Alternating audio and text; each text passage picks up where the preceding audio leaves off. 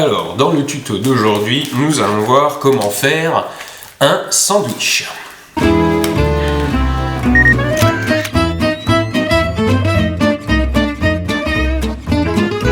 mais arrête, c'est une blague. C'est juste une blague, d'accord? Faut que tu fasses preuve d'un petit peu plus d'humour, hein. De l'humour. L'humour est l'essence d'une vie moins pénible. Sérieusement, faudrait que tu arrives à prendre les choses de manière un petit peu plus légère, hein. Parce que sinon, un jour, tu vas finir par assassiner des gens à la Kalachnikov juste parce qu'ils ont fait des dessins que toi t'aimes pas. Mais alors, pourquoi je prépare des sandwichs? Eh ben, vous vous souvenez de Sylvain, ce gars-là? Un ami commun nous a trouvé des entrées dans un parc animalier. Un parc qui se trouve pas très loin de chez moi, qui s'appelle le parc de Sainte-Croix. C'est un parc qui héberge aussi bien des loups que des lynx, que du gibier un petit peu plus classique. Et en hiver, ce parc est fermé. Mais si le parc est fermé, les soigneurs continuent à s'occuper des animaux. Et aujourd'hui, on va passer la journée avec eux et on va assister de très très près aux soins et au nourrissage des animaux. Donc, comme je vous le disais dans l'interview de Sylvain, je ne suis pas vraiment un expert en photo animalière. Je vais m'essayer à cette technique, enfin un petit peu plus que d'habitude on va dire, et je vais vous montrer en live comment je m'en sors et les conseils que je serais susceptible de vous donner dans la vidéo, je les découvrirai moi-même sur le tas. Donc comme la dernière fois la vidéo était surtout de la théorie, je me suis dit qu'aujourd'hui j'allais en refaire une pour faire un petit peu de pratique et vous montrer comment se passe cette séance photo.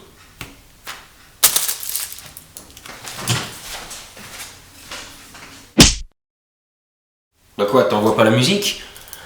Oh, qu'est-ce que t'es susceptible, hein.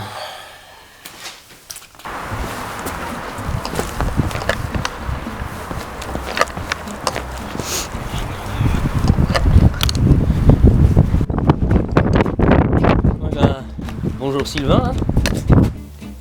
C'est donc à l'initiative de Manu, qui anime un club photo d'une 50aine de personnes, que nous sommes là. Nous sommes accueillis par Pierre, le gérant du parc, et accompagnés par Damien, padawan de la photo, et Seb, un membre du club de Manu et bon ami à moi au passage. Celui qui va nous servir de guide aujourd'hui, c'est Nicolas. Donc Nico, toi t'es quoi alors? Je suis responsable d'animation ici, spécialiste du parc, et gardien aussi sur le parc. Ok. Là, je vais être avec vous emmener un petit peu partout. La question lumière aujourd'hui, c'est pas top. Faudra bien qu'on fasse avec. Ouais, on n'est pas forcément gâté question lumière.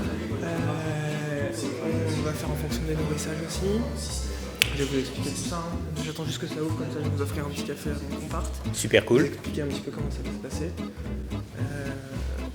J'ai demandé des nourrissages, j'ai demandé de la nourriture dans les mangeoires aussi. Vous ayez, parce qu'on a pas mal d'oiseaux en ce moment. On a du piquet pêche, on a du pivert, on a pas mal d'oiseaux qui tournent, donc là vous pouvez vous faire plaisir aussi. Non mais attends, le mec il s'est acheté un 5D, vas-y, non, cache pas la misère, hein, regarde, le mode vert, non mais quelle honte, attends je vais t'afficher moi, tu vas voir, on va t'afficher sur la toile, bouh. Nous avons d'abord droit à un petit briefing où Nico nous détaille le programme de la journée. Ours, pélicans, lynx et vautours dans la matinée, et le gros morceau dans l'après-midi avec les loups. L'incertitude est du côté des ours, comme ils hibernent, ils ne sortent pas à tous les coups pour manger. Nous sommes dans un parc avec des animaux en semi-liberté, ce qui veut aussi dire qu'ils sont pas mal habitués à l'homme. Faisant fi des règles élémentaires de discrétion, tout le monde charge le matos dans une charrette qui sert normalement à trimballer les enfants. Sauf moi, parce que je suis pas une feignasse. En route vers l'enclos des ours, nous tombons sur 2 cigognes. C'est le moment de faire un peu de photo ornitho. Fais voir un peu le taf. Oh non, la photo a été pas bonne, je te montre pas. C'est pas vraiment la saison des cigognes, mais vu l'abondance de bouffe dans le parc, certains oiseaux se sont sédentarisés, comme ces bernaches du Canada. Les oiseaux ne sont pas les animaux les plus durs à prendre en photo. Ils sont souvent dans des espaces ouverts, y compris en plein jour, là où le gibier se trouve plutôt en espace boisé et au crépuscule. Il n'y a donc pas de problème côté lumière. Par contre, ils ne doivent pas vous voir, sinon ils foutent le camp. Comme c'est pas toujours facile de les approcher, prévoyez une très longue focale. Je suis ici au 400 mm avec une ouverture de 5.6 sur plein format. Donc un 300 mm sur APS-C fait parfaitement l'affaire. Sucré, ça attire beaucoup plus. Donc, j'espère qu'ils vont y aller. C'est miel, on a mis du poisson aussi, confiture, vous allez voir. Pour photographier les ours, on n'a pas 36 solutions. On se planque derrière une vitre sans teint. Le problème, c'est que la vitre est pleine d'éclaboussures et donc côté piqué sur les photos, c'est pas vraiment la joie, sans compter l'autofocus qui accroche régulièrement la vitre plutôt que les ours. Sur beaucoup de photos que vous verrez aujourd'hui, mon sujet est au centre. Les animaux étant imprévisibles et la lumière n'étant pas toujours au rendez-vous, j'ai privilégié l'usage de mon collimateur central, parce que c'est celui qui, sur l'écrasante majorité des appareils photo, est le plus sensible. Sur les sujets mobiles, j'ai eu beaucoup de mal à en utiliser un autre.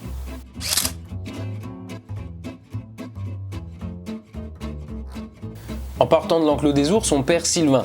Il a aperçu un martin pêcheur planqué à une dizaine de mètres de nous, et il adore ça, les martins pêcheurs. C'est bon, tu l'as lâché le martin pêcheur? Ouais, je suis un peu triste là. Il s'est pas posé sur une autre branche, dommage. Le parc est très fréquenté par des oiseaux en tout genre. Les oiseaux sont vraiment un bon début pour ceux qui souhaitent se mettre à la photo animalière. Vos photos auront moins le swag que des photos d'ours prises en pleine nature, mais elles seront aussi plus faciles à faire. Par contre, prévoyez un téléobjectif franchement puissant. Au moins 300 mm comme je viens de le dire. Le 500 mm de Samyang donne des résultats assez moyens, surtout que la mise au point est galère à faire. À moins d'avoir un sujet immobile, c'est quasi impossible. Ceci dit, cette aigrette-là était à une bonne centaine de mètres. Petit arrêt pour le nourrissage des pélicans avant de nous rendre dans une partie plus boisée du parc pour voir les lynx. Tous les animaux du parc sont des animaux que l'on trouve en liberté sur le territoire français. Des lynx, il y en a une quarantaine de bornes de chez moi, dans les Vosges, mais je n'en ai évidemment jamais vu d'aussi près en liberté. Les animaux du parc sont habitués à l'homme et ils ne sont donc pas bien farouches. Il n'y a donc pas non plus de réel besoin d'être discret. Mais pour ceux qui seraient tentés de photographier un lynx dans la nature, ça ne sera pas aussi facile. Comme l'explique Sylvain dans son interview, la principale qualité d'un photographe animalier, c'est sa très grande discrétion. Donc, dans un parc animalier, il n'y a pas de challenge de ce côté-ci, ce qui n'enlève rien à la qualité des photos. Vous ne passerez pas pour des cons en faisant des photos dans un parc animalier, tant que vous n'essaierez pas de prétendre qu'elles ont été faites en pleine nature.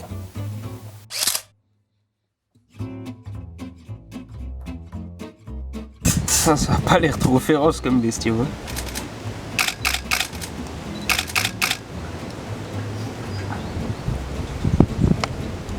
C'est un gros chat.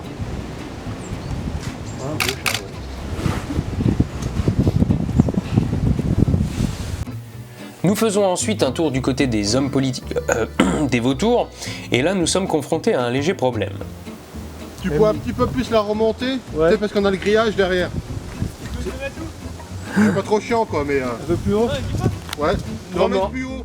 Si vous faites des photos dans un zoo ou un parc animalier, même si c'est une photo d'un animal en captivité, pour que votre photo ait de la gueule, évitez de laisser apparent grillage et autres enclos en tout genre. Pour ça, faible profondeur de champ et cadrage serré seront vos amis. Si ça ne suffit pas, changez de point de vue. Pour la curée des vautours, c'est pas un cas fréquent, mais je le dis quand même. Comme il y a plein d'individus, je dois fermer le diaph pour gagner en profondeur de champ. La photo animalière, surtout dans la nature, c'est de la photo d'animaux souvent seuls, donc le problème se pose moins.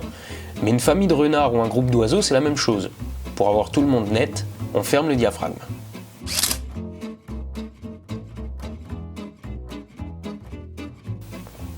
On passe rapidement devant l'enclos des renards, mais le grillage est très fin, donc difficile d'avoir une photo où on ne le voit pas.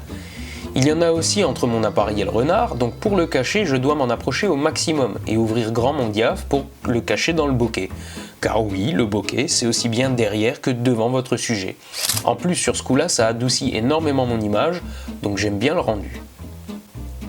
Pour finir, avant le déjeuner, un petit arrêt pour voir le programme de l'après-midi, les loups. 2013, allez. Donc les autres, pour l'instant, ils sont un peu noirâtres, c'est normal. Quand ils sont jeunes, ils ont un peu de noir sur le museau. Mais ça va s'éclaircir après. Et donc ils n'ont pas encore un an pour l'instant, les 6 autres.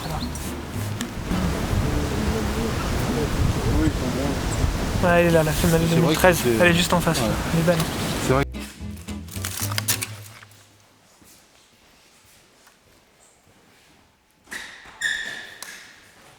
Pendant la pause déjeuner, il m'est déjà possible de me rendre compte à quel point il est important de s'habiller suffisamment pour ne pas être emmerdé par le froid et l'humidité.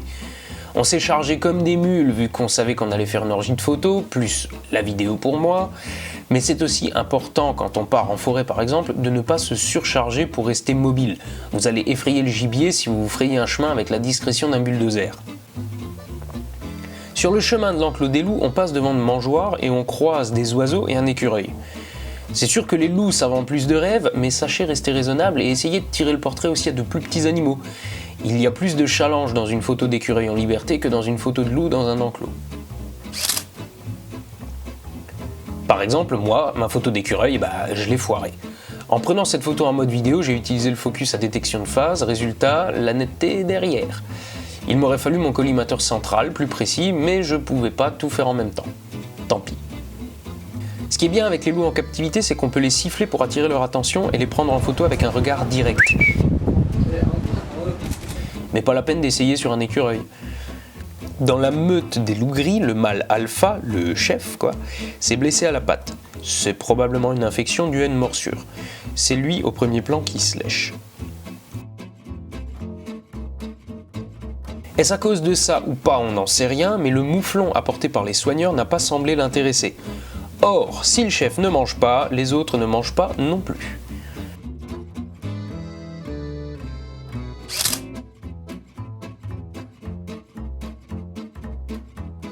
Celui qui reste à part, là, c'est l'individu oméga. En opposition au couple alpha, qui est le couple dominant dans la meute, les omégas sont les têtes de turc, les souffre-douleurs du groupe. C'est ceux qui ont le droit de manger en dernier.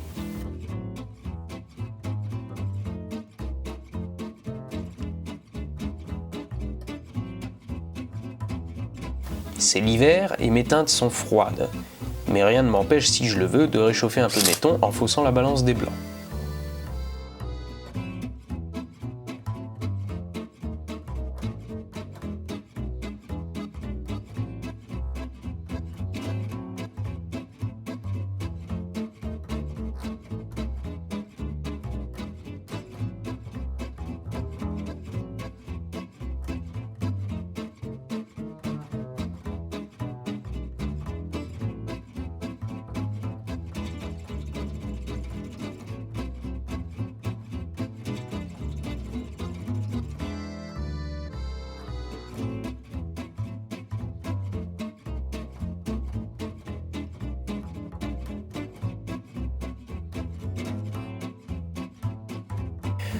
Le mâle alpha goûte à peine le mouflon et fout le camp. Il y a manifestement un truc qui le dérange. Est-ce le bruit des travaux dans l'enclos d'à côté ou l'infection qu'il a à la patte qui lui coupe l'appétit? On n'en sait rien. Mais perdant patience, nous nous rendons à l'enclos des loups noirs. Les loups gris sont du genre timoré, ce n'est pas le cas des loups noirs qui sont nettement plus agressifs. Le point d'observation des loups noirs est couvert, et c'est cool parce qu'il a commencé à pleuvoir. Mon 5D étant tropicalisé, je m'en fais pas trop, mais le 60D qui me sert de caméra ne l'est pas lui. Et le Samyang que j'ai mis dessus, non plus. J'ai donc dû m'interrompre un moment pour les sécher tous les deux avant de pouvoir filmer à nouveau. À moins d'être un bourrin comme moi, je vous conseille de protéger votre matos, surtout vos objectifs.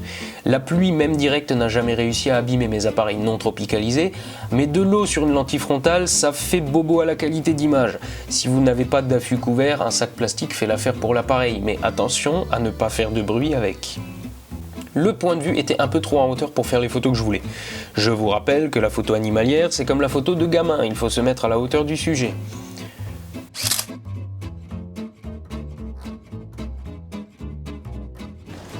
C'est plus tendu que tout à l'heure. Hein.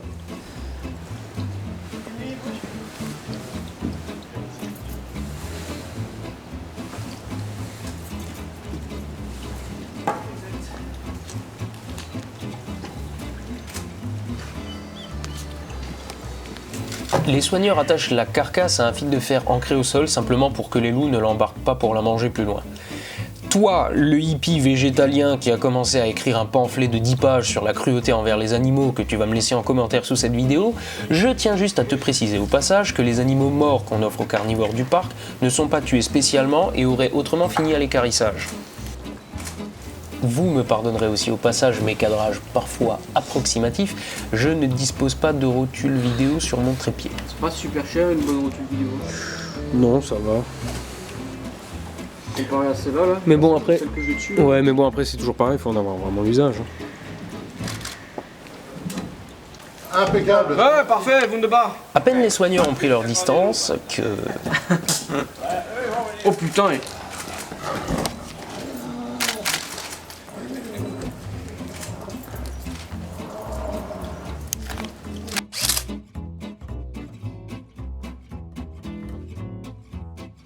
Et l'Oméga, comme chez les loups gris, c'est la 5e roue du chariot. Mais si jamais il essaye de venir,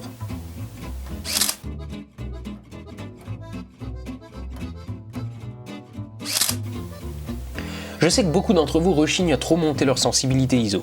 J'ai moi-même voulu limiter la casse en restant à 2500 ISO, mais les choses ont pris une tournure plus sportive et je me suis retrouvé sur ce cliché à 1/80 de seconde en étant à pleine ouverture. Si j'étais monté en ISO, ma photo aurait été nette. Pour faire ressortir le mouvement et donner un peu de dramaturgie à mon cliché, j'ai décidé de la passer en noir et blanc. Mais bon, n'empêche qu'elle est floue. En ce moment, c'est très bizarre, il repousse Altesse et il laisse manger son fils avec. C'est pas la première fois qu'il grogne sur sa femelle. Ouais, là, ça cartonnait bien, hein. En photo animalière comme ailleurs, essayez de raconter un truc. C'est pas évident, surtout dans un parc animalier en 1 heure, mais garder un bout de décor avec l'animal, c'est mieux. Mais rien qu'ici, on devine déjà le grillage en arrière-plan. C'est pourquoi, sur la majorité de mes photos, j'ai finalement préféré serrer mon cadre, en allant parfois jusqu'à tirer le portrait au bestiau. C'est évidemment moins faisable dans la nature, mais en même temps, il n'y a pas de grillage qui vous empêche d'inclure un paysage dans votre cliché.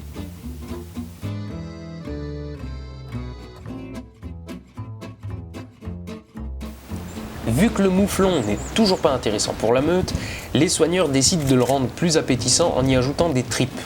De bonnes tripes bien puantes qui fileraient la gerbe à la moitié d'entre vous. Ah ouais. Là, les photos, elles vont être bien. Les loups et les autres prédateurs en général adorent ce qui schlingue de la sorte. Normalement, ils devraient se jeter dessus, mais...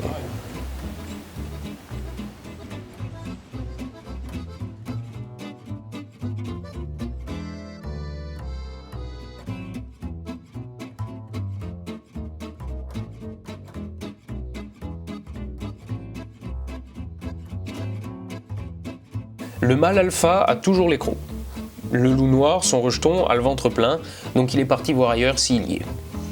La femelle alpha, celle qui aurait dû manger avec le mâle en premier lieu, commence seulement à se servir. Mais vu comme c'est tendu entre les deux là, le divorce ne doit pas être très loin. Le pire, c'est que c'est sa femelle quand même. Hein. Ouais. C'est con. Je pense que le moment est bien choisi pour consulter un avocat. Pas, mais y a rien après, quoi. Oh putain. Et je me casse, ça fait 2 fois qu'elle fait comme ça, Altesse.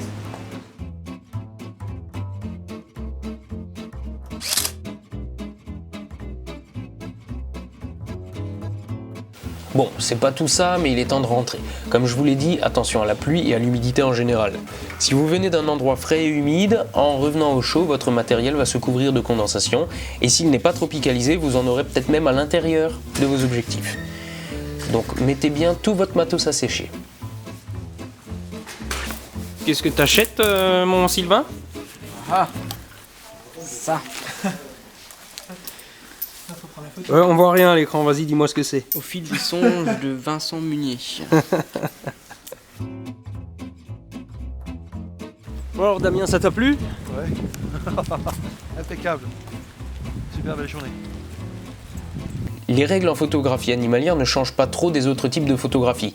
Ce serait pas mal que je puisse filmer un vrai affût pour voir ce qu'il en est de la photo d'animaux sauvages, mais entre trimballer le matériel de tournage, les longues heures de rush où il se passe rien, et les conditions de lumière pas terribles, c'est assez peu probable que j'arrive à faire ça. Donc j'avais simplement envie de partager cette expérience avec vous.